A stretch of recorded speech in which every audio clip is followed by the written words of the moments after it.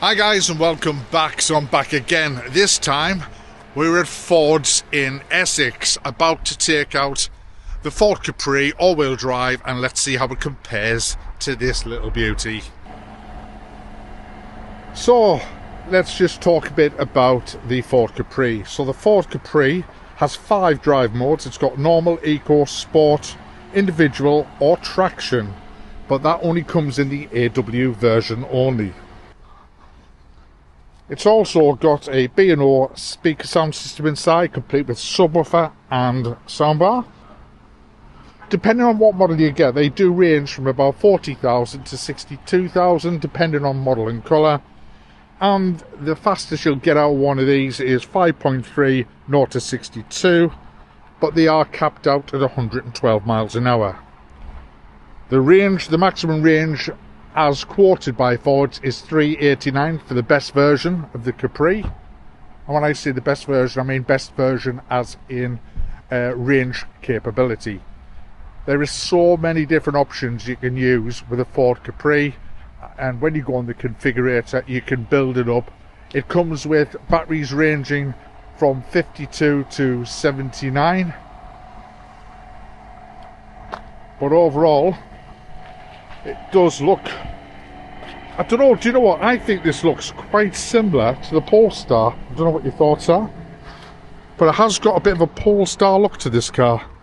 Back in the day when I was a kid, I had the 2000e, love that car. When ordering the Capri, you have to get added extras if you want to get a car with a decent spec. So this comes with the driver assistance pack, which includes heads-up display, driver alert, lane centering, lane change, all the usual stuff that you would get with a heads-up display system and navigation system to boot. The only strange thing about this, and I've never known this before, and maybe it's just because I'm a Tesla owner, but you have to get the heat pump as an added extra. So I find that a bit strange that in this day and age you have to have a heat pump as an added extra.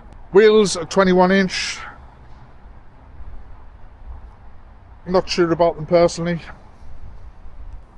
but the car does look quite nice from the back. I do like the back look.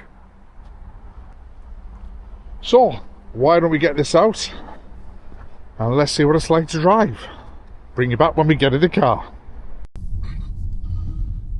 So I've just left the dealership, and very first time in the brand new Ford Capri 2025. This is the all-wheel drive version, and we'll see what it's got. So first impressions are, when you're in the cabin, it feels really nice.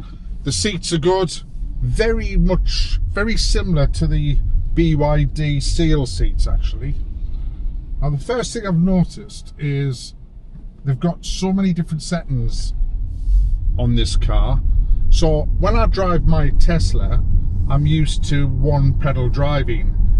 Now this is currently not set at one pedal driving, but if you flick the switch into what they call B mode, brake mode they call it, that gives you the one pedal driving feel again, so you're in control of the regeneration of the car.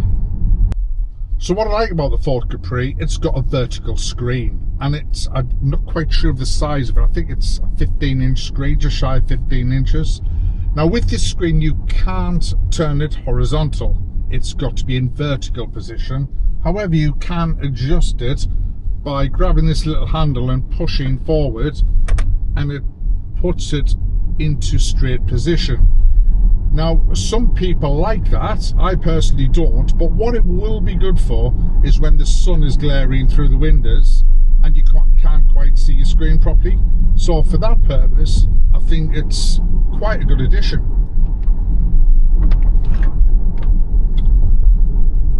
So to drive the car, when you first get in, you put your foot on the brake, and it's very much like a Tesla, where you've got your drive, your park, your neutral, your reverse on the right hand side. But rather than going up and down with the stalk, you actually twist it, and by just clicking over on the stalk, and it will adjust it to whatever one you're looking for. Steering wheel is a bit of a funny shape. It's like a square with circles on the corners. And I've never had a steering wheel like this, but it feels nice and it grips well. What I love about this car as well, I love a continuous centre console. So when I reviewed the Ioniq 5N, it had a gap there which was wasted space. So the Ford Capri has took full advantage of this space between and created a really good storage area. So you can put your phone in this little section here. It's got the space for 2 phones, which will automatically fast charge. And you've got 2 coffee cup holders, and you've got your centre arm console here as well. And that has got a really deep well, so you can put all your bits and pieces that you would normally stash in armrests. To the sides, the side holders are reasonable. You'd have to lay a bottle on its side. You couldn't put a big tall bottle high sort of vertically. You would have to put it horizontally. But apart from that, now these seats feel really firm. Now I don't know if that's a good thing or a bad thing. They feel firm but comfortable. Now I don't know how that would transpire on a long distance journey. They don't hug you like the other seats do, but they do feel firm but comfortable is the best way I could describe it. Also, something that I'm not used to is when you're driving the Ford Capri, this has got a raised bonnet. Now back in the day when I had my Capri 2000e, that had a similar sort of feel to it. So I don't know if they've tried to replicate that, or it's just a freak that it's happened that way, but it might put some people off because all you can see is the bonnet, but you can't really see the end of the bonnet. You don't know where the bonnet ends, if you know what I mean. So I suppose that's something you can get used to as you're driving the car. The mirror just comes as standard. It's got no gizmos or gadgets or cameras on it, but it is a wide mirror. The other thing I'm picking up, and I'm sorry for the sound, I didn't bring my mic with me. I'm hoping it's picking up, but it is quite a noisy cabin. And when I say a noisy cabin, in comparison to what I'm used to, it's a noisy cabin. Now I don't know if it's got anything to do with the 21-inch wheels that comes with this car that I'm driving now, but I tend to find the bigger the wheels, the noisier the cabin is what I've felt over the times of owning different electric vehicles.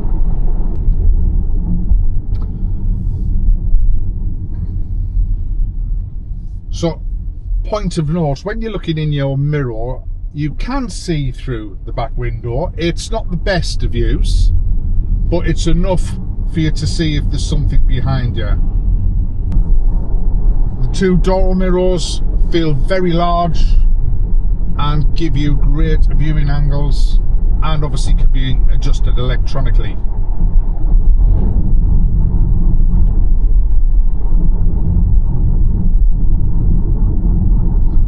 I do like the drive of this car. However, the noise of the cabin is putting me off. I'm so used to having a quiet cabin. Now, to most people, it won't be an issue, but I'm used to having an ultra quiet cabin.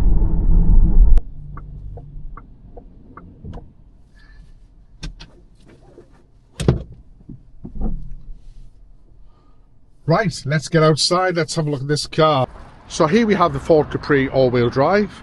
It comes in white, black, grey, blue, red and yellow, as you can see. So there's a multitude of choices, and if you look at the front end, it's very rounded. It is quite a high sitting car, so it's sort of SUV-ish. So let's have a look at the boot.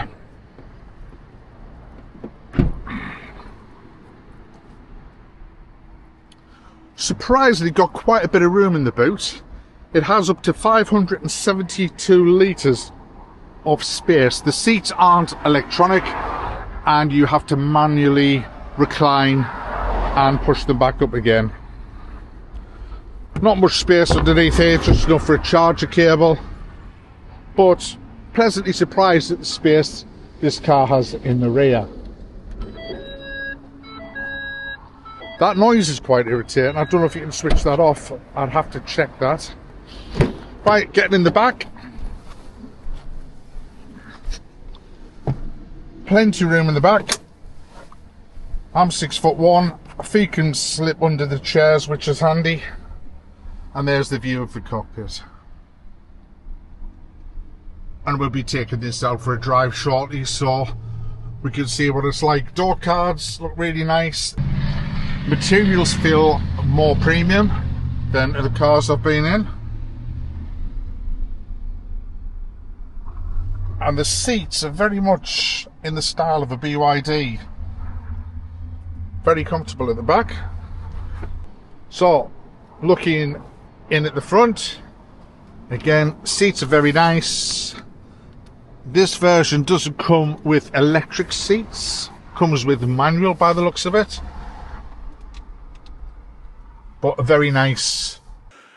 I'm so sorry folks, but the battery ran out at that point, but not to worry. There was literally 10 seconds left of that segment, and then it was just the bit I'm going to do now, but I'll do it quickly now for you. So my overall thoughts were, I thought that car was really nice. It handled well, it was very responsive, very reactive. The downsides were the seats, I thought, could have been a bit more hugging. They weren't hugging at all. They felt quite firm, so I don't know how that would be on a long journey, but I might be doing them a disservice there. Loved the centre console, loved everything about the dash. The dash just looked really nice. And the other downside was the cabin noise at speed got really loud.